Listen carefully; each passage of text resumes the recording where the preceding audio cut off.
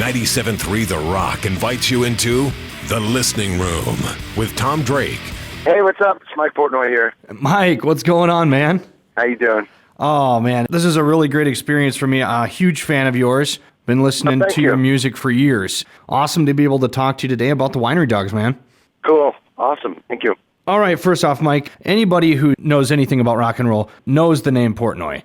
They've probably been following you for ages, everything you've been involved with all the way back to 84 with Rising Power, into the 90s with Dream Theater. Then we talk about Liquid Tension, going into OSI, things that you've been involved with. I mean, when it comes to music, you've been a very busy person, even stuff with Avenged Sevenfold, some Adrenaline Mob, and now what I guess people are calling a supergroup, and I would call it that certainly, the Winery Dogs. Can you tell us just a little bit about how you keep that fire inside for doing drums and music in general? It's real easy because I'm just a fan like anybody else.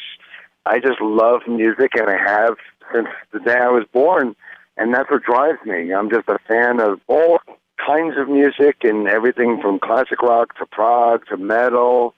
I'm never satisfied just, resting on my laurels and just doing what I do. I mean, I think that's why I have to constantly explore different styles with different bands and all these different projects and different musicians. I need to constantly explore and try new things and work with new people, and that's what keeps me completely motivated and inspired. And I'm just a music lover like anybody else. I just can't get enough.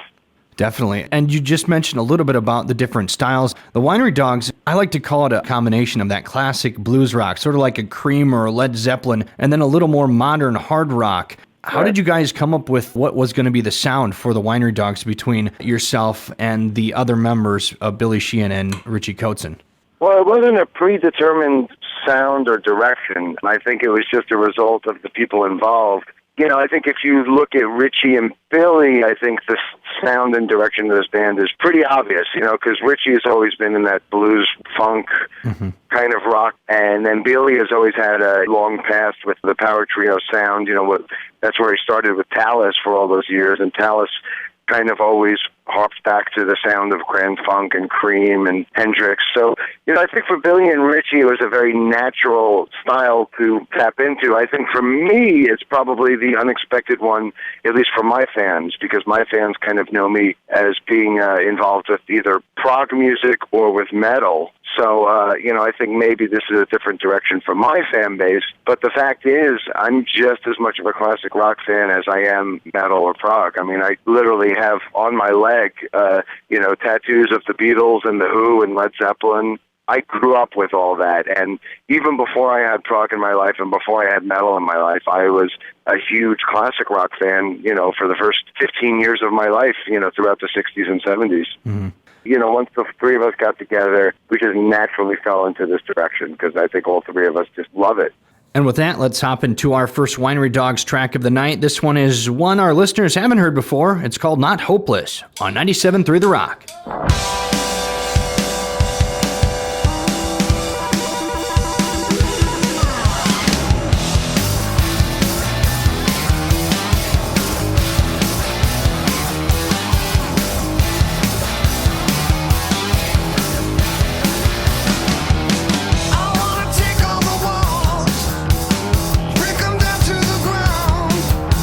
Whatever comes with the fall, turn it upside down.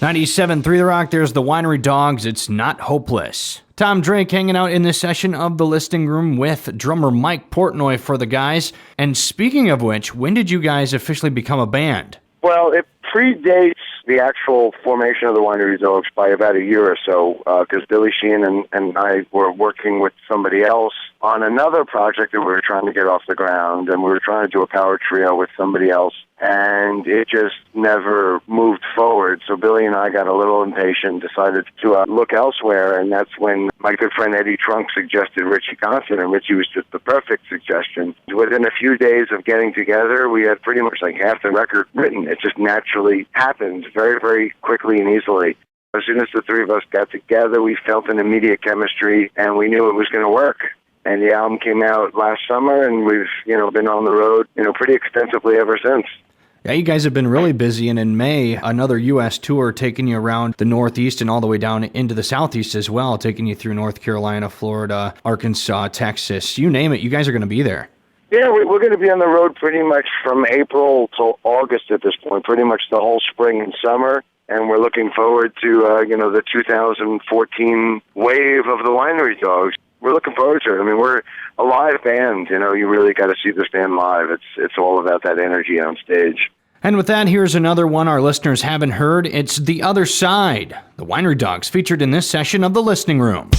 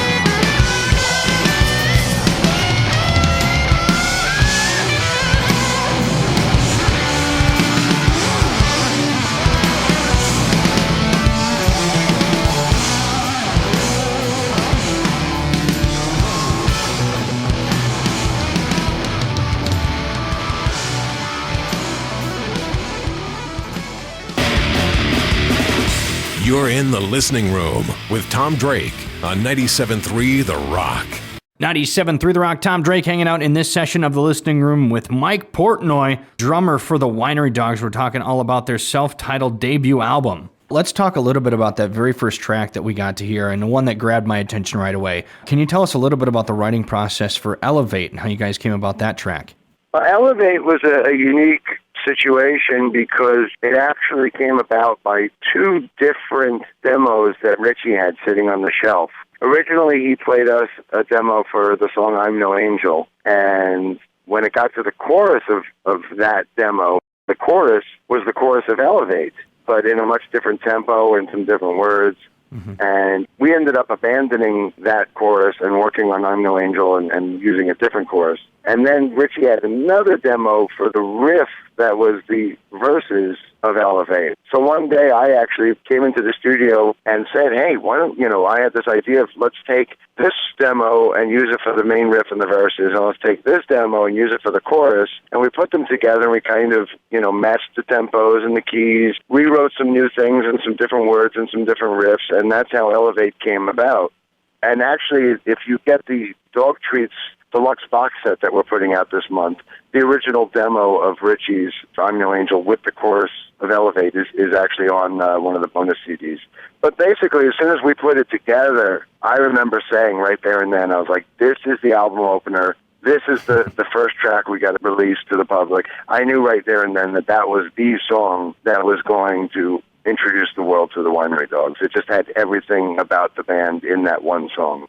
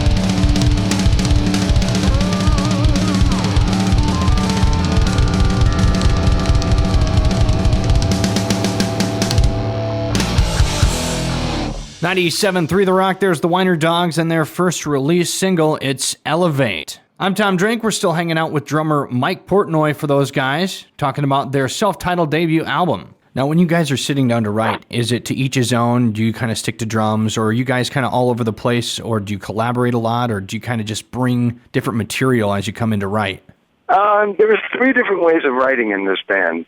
The first is completely collaborative, and I would say about 75% of the songs in the album were done that way, where we basically just on the spot, spontaneously start jamming on a riff. And from that point, all three of us are free to suggest anything in anybody's world. I'm free to suggest, let's go to F sharp for the chorus, or let's bring that riff back as a reintro or a B section, and vice versa. Everybody's welcome to just throw the ideas on the table and shape the song.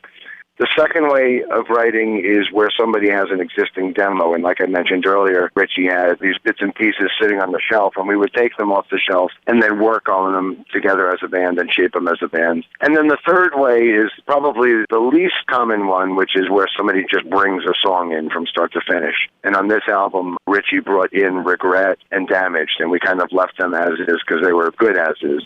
So that's the three different ways of writing, but like I said earlier, 75% of it was done the first way, which is completely spontaneously and completely collaborated on by all three of us. Very cool. Now, let's talk about another track that listeners here at 97.3 The Rock are going to be quite familiar with, Time Machine. And actually, this was the track that didn't make it to the Japanese edition, right? You guys actually had Criminal instead. Can you tell us a little bit about the decision there, and then a little bit about the actual track, Time Machine? Initially, we signed with a Japanese label before there was even an American or European release involved. And the Japanese label wanted an exclusive song, being that they were the first on board. And it's usually common for a Japanese release to have an extra track. We had to pick a song that was going to be just exclusive to the Japanese and pick a song that would just be exclusive to America. I was the one that suggested using Criminal in Japan and Time Machine in America. I don't remember the reason or the thought process behind it, but I think I felt that Time Machine was probably more American-oriented. It has that more modern kind of Alice in Chains Soundgarden sound, which isn't necessarily a popular thing in Japan. Japan goes for more of the traditional metal or prog or neoclassical sounding things. It was a weird decision, and, Criminal and Time Machine were the two that kind of got thrown into the mix and split up. And then once we delivered the album to the American label, they really liked Time Machine and ended up wanting to go with it as one of the singles. It really wasn't one of the first tracks that we thought of. We thought it was not one of the stronger tracks, but I guess when you're in the band, you don't always have that objectivity, and that's why sometimes, record companies or promotional people or radio people or managers bring that objectivity to the plate, and they went with it.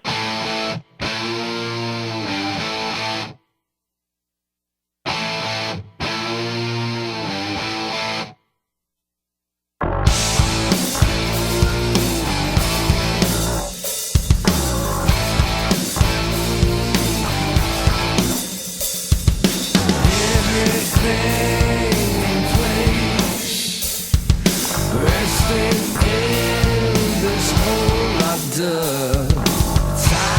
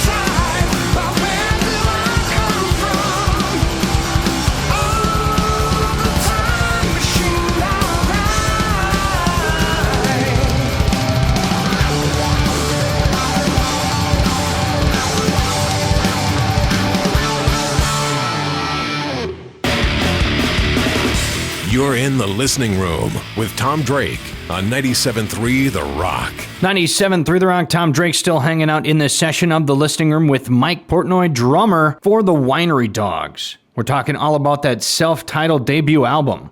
When you're out performing for an audience, which one is your favorite track to perform live? Well, I love the upbeat stuff. I mean, I've always been into the high energy and the adrenaline of a live show and interaction with an audience. So, like off this album, songs like Elevate or Not Hopeless or The Other Side, those are the ones that typically have the most energy on stage, and I enjoy that the most.